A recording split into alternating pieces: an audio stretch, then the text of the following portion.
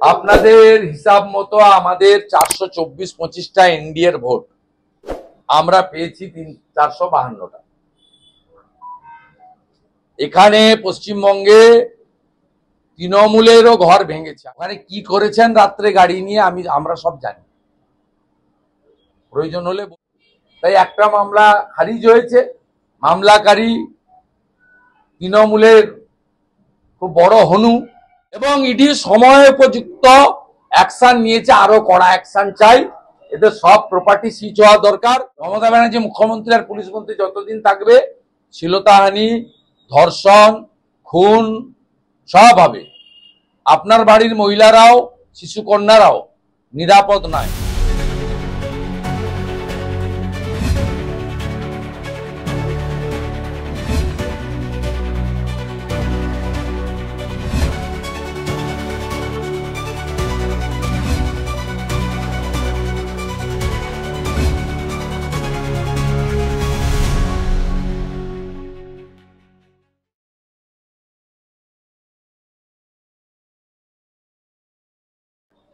মুখ্যমন্ত্রী বলেছেন যে আমি এসএসসি যারা দিয়েছেন তাদের পাশে আছি, কিন্তু বারবার বিরোধীরা কোর্টে পিন করে দিচ্ছে, তার জন্য এই চাকরিটা হচ্ছে।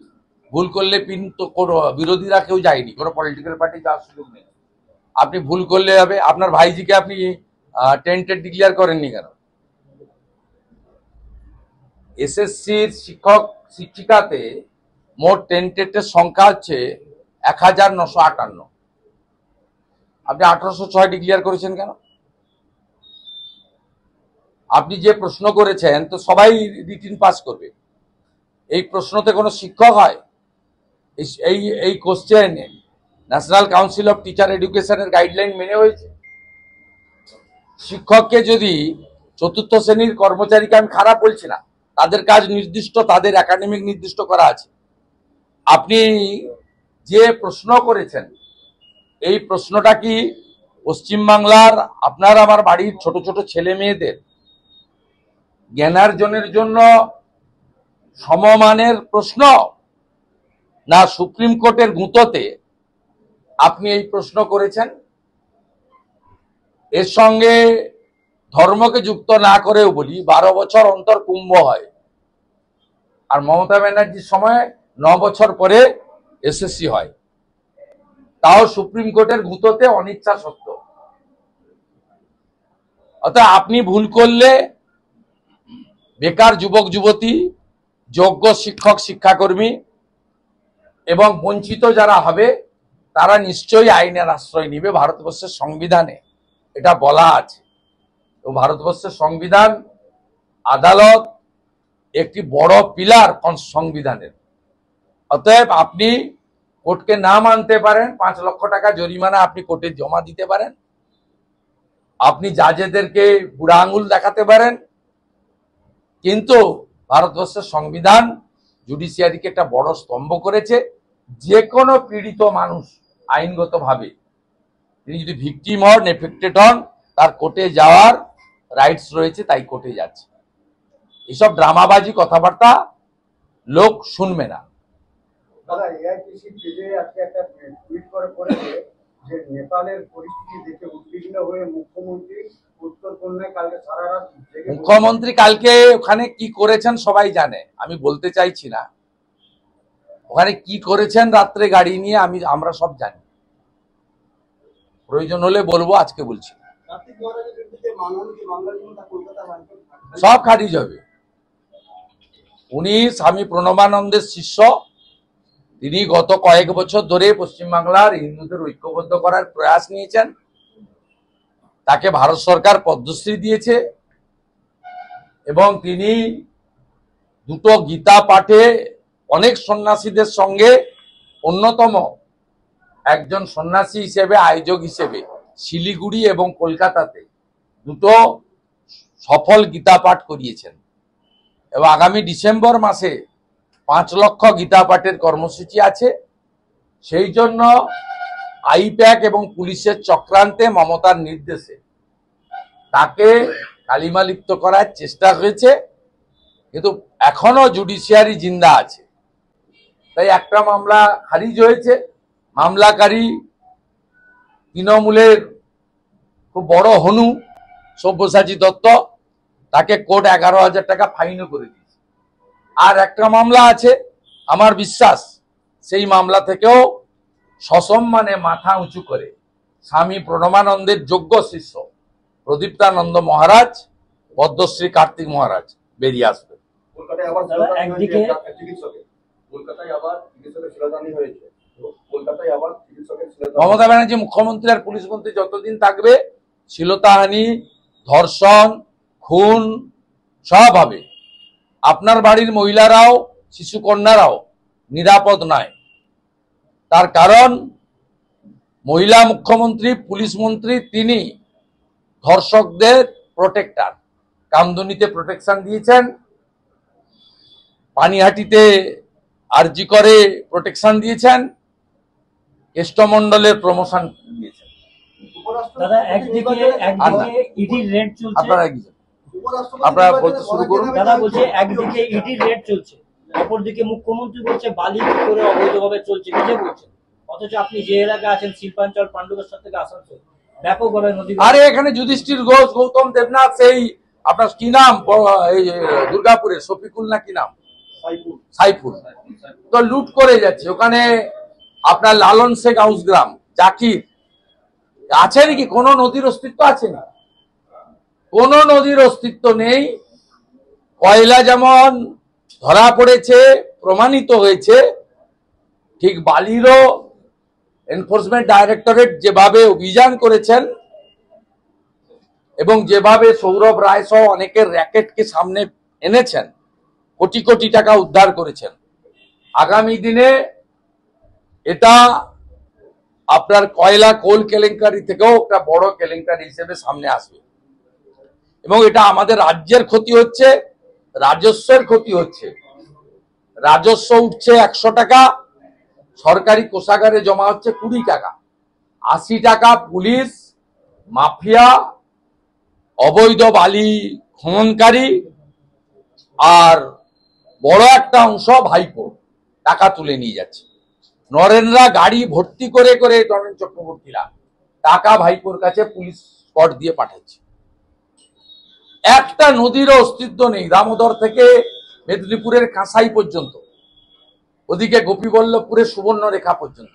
তো বড় নদীর নাম বললাম, সঙ্গে ছোট নালা, নাসিখাল, ক্যানেল, ছোট নদী, কোনো অস্তিত্ব নেই। এবং এখন জল আছে বলে পাড়গুলো কেটে তুলে নিয়ে চলে যাচ্ছে।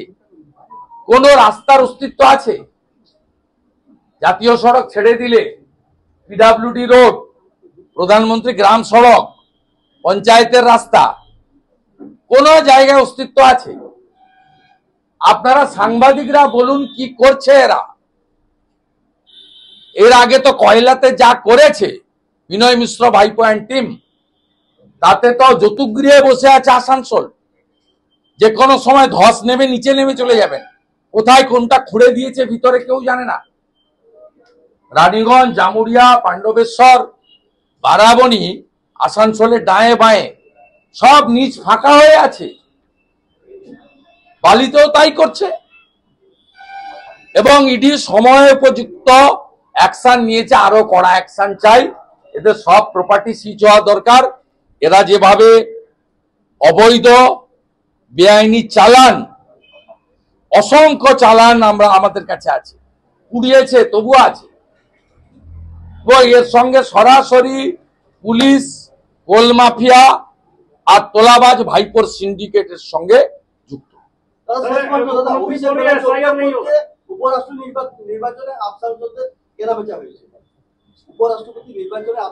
আপনাদের হিসাব মতো আমাদের 424-25টা এনডিএর ভোট, আমরা পেয়েছি 452টা।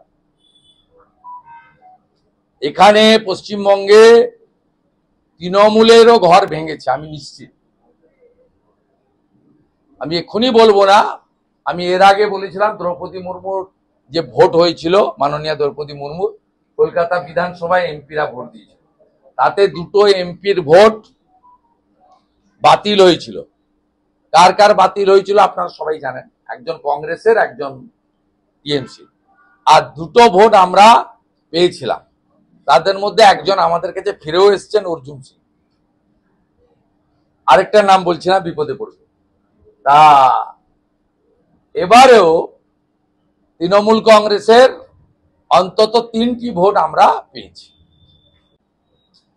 প্রাতঃস্মরণীয় যুব সন্ন্যাসী, আমাদের সকলের আদর্শ ও বিশ্ববন্দিত যুব সমাজের পথপ্রদর্শক, সনাতন হিন্দু ধর্মের সবচেয়ে বড় প্রচারক স্বামী বিবেকানন্দের শিকাগো ধর্ম সম্মেলনে ঐতিহাসিক বক্তৃতার বর্ষপূর্তি, যা 1893 সালের 11ই সেপ্টেম্বর ঘটেছিল, সনাতন হিন্দু ধর্মের ব্যাপ্তি এবং তার যে উচ্চতা, তিনি সেখানে সমস্ত ধর্মের প্রতিনিধিদের সামনে বলে আজকে পৃথিবীতে আলোড়ন সৃষ্টি করেছিলেন। ভারতীয় জনতা পার্টি সরাসরি নয়, রাষ্ট্রবাদী ক্লাব প্রতিষ্ঠান মানুষজনের উদ্যোগে এবং আমাদের সর্বস্তরের কার্যকর্তারা এর পিছনে পতাকা ছাড়াই সংগঠিত করার ক্ষেত্রে গুরুত্বপূর্ণ ভূমিকা নিয়েছেন। নরেন্দ্র কাপ নকআউট ফুটবল প্রতিযোগিতা রাজ্য জুড়ে শুরু হতে চলেছে এবং এর সমাপ্তি ঘটবে শ্রী শ্রী বিশ্বকর্মা পূজা এবং যশস্বী প্রধানমন্ত্রী, বিশ্বের সর্বশ্রেষ্ঠ নেতা নরেন্দ্র মোদীজির জন্মদিন 17ই সেপ্টেম্বর ফাইনাল খেলার মধ্যে। ইতিমধ্যে এটাকে কেন্দ্র করে এই অরাজনৈতিক রাষ্ট্রবাদীদের সংগঠিত এত বড় নরেন্দ্র কাপ প্রতিযোগিতাতে গোটা রাজ্যে প্রতিভাবান উদীয়মান খেলোয়াড়দের মধ্যে, ফুটবল খেলোয়াড়দের মধ্যে ব্যাপক উৎসাহ এবং উদ্দীপনা তৈরি হয়েছে। আমরা সবাই স্বীকার করি, ভারতবর্ষের শরীর গঠন, মনের বিকাশ এবং শরীরের সক্ষমতা পারদর্শিতার ক্ষেত্রে যে 3টি খেলাকে আমাদের প্রাচীন খেলা বলে বলা হয়, তার মধ্যে ফুটবল অন্যতম, আর বাকি 2টি হাডুডু এবং খোখো, এটা সবাই জানে। তাই আমরা এই ফুটবল প্রতিযোগিতা বিরাট মাপের স্বামী বিবেকানন্দের শিকাগো ধর্ম সম্মেলনের বক্তৃতার দিন শুরু করে যশস্বী প্রধানমন্ত্রী, কোনো দলের প্রধানমন্ত্রী নন, দেশের প্রধানমন্ত্রী, 140 কোটি মানুষের প্রধানমন্ত্রী, তার জন্মদিনে সমাপ্ত করার সিদ্ধান্ত নিয়েছি এবং 25,000 যুবক এই কর্মসূচিতে অংশগ্রহণ করছেন 1300টি টিমের মাধ্যমে। এই বিরাট রাজ্য মানে একেবারে কাশ্মীর, মানে দার্জিলিং থেকে দীঘা, কোচবিহার থেকে কাকদ্বীপ, এই বিরাট রাজ্যকে আমরা 43টি এরিয়াতে ভাগ করেছি। 43টি এরিয়াতে এই ফুটবল টুর্নামেন্ট অনুষ্ঠিত হচ্ছে এবং 1300টি টিম আর 25,000 প্রতিভাবান উদীয়মান ফুটবল প্লেয়ার, যারা মূলত যুবক এবং আগামী দিনের নেতা। এই প্রতিযোগিতায় এরিয়া ভিত্তিক একটি টিম চ্যাম্পিয়ন হবে, তাদের ট্রফি ছাড়াও নগদ 50,000 টাকা অর্থ পুরস্কার দেওয়া হবে এবং রানার যিনি হবেন তাকেও ট্রফি এবং 25,000 টাকা দেওয়া হবে। তৃতীয় স্থানে থাকা 2টি টিমকে 15,000 টাকা করে পুরস্কার মূল্য দিয়ে সম্মানিত করার কর্মসূচি নেওয়া হয়েছে। সমস্ত প্লেয়ারদের ক্রীড়া সুলভ বা ক্রীড়া ক্ষেত্রে তাদের যে প্রয়োজনীয় বিষয়, রাষ্ট্রবাদী জনগণ, বিভিন্ন ক্লাব প্রতিষ্ঠান এবং ভারতীয় জনতা পার্টির অসংখ্য কার্যকর্তা, বিধায়ক, সাংসদ, প্রাক্তন বিধায়ক, প্রাক্তন সাংসদ, পঞ্চায়েত কাউন্সিলর, সকলে মিলে আমরা এইটি একটি মহান মহতি এবং অত্যন্ত মিনিংফুল উদ্যোগ গ্রহণ করছি। আমি আপনাদের মাধ্যমে গোটা রাজ্যের ফুটবল প্রেমী জনতাকে, বাঙালিকে দলে দলে অংশগ্রহণ করার জন্য স্থানীয়ভাবে সোশ্যাল মিডিয়া এবং স্থানীয় বিভিন্ন পোর্টালের মাধ্যমে বিস্তারিত ক্রীড়াসূচি সবাই পাবেন, অংশগ্রহণের বিনম্র আবেদন করি। আমরাও বিভিন্ন দিন বিভিন্ন জায়গায় থাকার চেষ্টা করব এবং সাথে সাথে এই কর্মসূচিতে সকলের শুভেচ্ছা, আশীর্বাদ এবং সহযোগিতা আমরা প্রার্থনা করি। এটাই ছিল আমার আপনাদের মাধ্যমে প্রেস বার্তা। পলিটেকনিক ঘাতকা গ্রাউন্ড, আর এখানে কেন্দ্রের রাষ্ট্রমন্ত্রী ডক্টর সুকান্ত মজুমদার ইনগরেশনে থাকবেন।